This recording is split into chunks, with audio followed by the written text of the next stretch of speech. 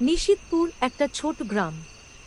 দিনে একদম সাধারণ, কিন্তু রাতে এই গ্রাম নিজের চেহারা বদলে ফেলে। গ্রামের শেষ মাথায় একটা পুরনো কবরস্থান, যেখানে কেউ যায় না, কারণ সেখানে কান্না শোনা যায়। দাদা, আজ আবার আওয়াজ পেয়েছিলাম। ভূতের গল্প বানাচ্ছিস? তারপর পিঙ্কি বলল, না, সত্যি, মেয়েদের কান্না। ভয় সবসময় দরজায় করা নাড়ে না, কখনো চুপি চুপি ঢুকে পড়ে। মিঠু ক্যামেরা দেখিয়ে বলল, আজ সব প্রমাণ করব, দুধ থাকলে ভিডিও করব।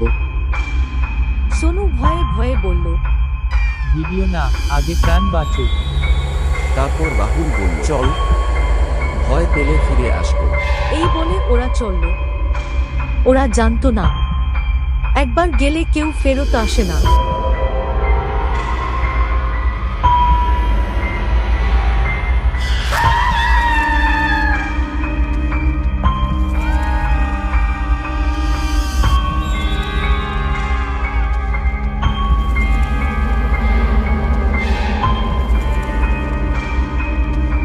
আমার পা নড়ছে না। তারপর রাহুল বলল, চলো আরেকটু যেতে হবে।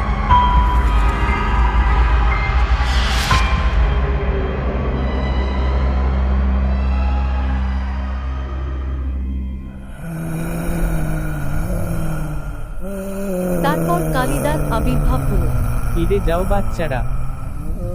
তারপর রাহুল বলল, কেন কাকা, সত্যি কি ভূত আছে? ভূত নয়, ওটা অভিশাপ। ক্যামেরা নিজে বন্ধ হয়ে যাচ্ছে। তারপর কালিদা চলে গেল, আর তারা কবরের দিকে যেতে লাগলো।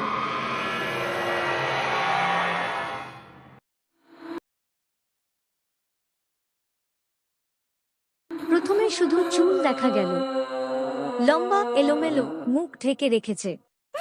তারপর ধীরে ধীরে মুখটা উঠল, চোখ দুটো কালো, ভিতরে সাদা কিছু নেই, শুধু ফাঁকা গর্তের মতো অন্ধকার। তার ঠোঁট নড়ল, কিন্তু শব্দ বের হলো না। মিঠুর ক্যামেরা নিজে থেকেই বন্ধ হয়ে গেল, মোবাইলের স্ক্রিন কালো। ওরে বাবা, আমি পালালাম। তারপর মিঠু দৌড় দিল।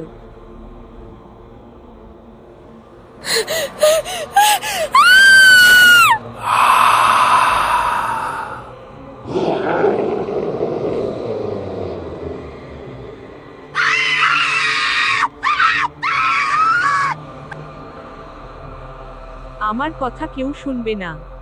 রাহুল এগিয়ে বলল, আমি তোমার কথা শুনব।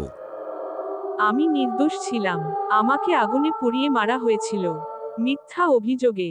চন্দ্রার মুখ হঠাৎ বিকৃত হয়ে গেল, চোখ লাল হয়ে উঠল। যারা আমাকে মেরেছে তাদের রক্ত এখনো এই মাটিতে। চন্দ্রা এগিয়ে বলল, তোমরা কি আমাকে ভুলে যাবে? সত্যিটা প্রকাশ করবে? রাহুল কাঁপতে কাঁপতে বলল, না, আমরা সবাইকে সত্য বলবো। কয়েক সেকেন্ড নিস্তব্ধতা।